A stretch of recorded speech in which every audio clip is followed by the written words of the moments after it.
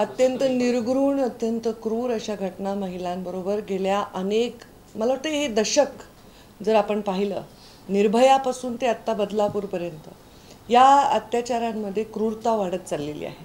आणि ह्या क्रूरतेवर आपण लक्ष दिलं गेलं पाहिजे, त्यांच्यावर देणाऱ्या शिक्षा याच्यावर आपण लक्ष दिलं गेलं पाहिजे.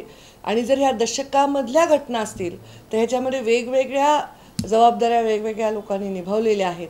तर कुठेतरी हे सामाजिक आपण याच्यामध्ये लक्ष देऊन ह्या विषयाला हाताळलं पाहिजे, याला राजकारण केलं नाही पाहिजे असं पंढरीनाथाच्या दरबारात मी स्पष्टपणे सांगते. मी जरी विरोधी पक्षात असते तर ह्याचं राजकारण केलं नसतं. हा माझ्यासाठी पंकजा गोपीनाथ मुंडे म्हणून अत्यंत संवेदनशील आणि हृदयाला अत्यंत पिळवटून टाकणारा विषय आहे. अशा नराधमांना चौकात आणून शिक्षा दिली पाहिजे, एवढं मात्र मला वाटतं. एबीपी माझा, उघडा डोळे बघा नीट.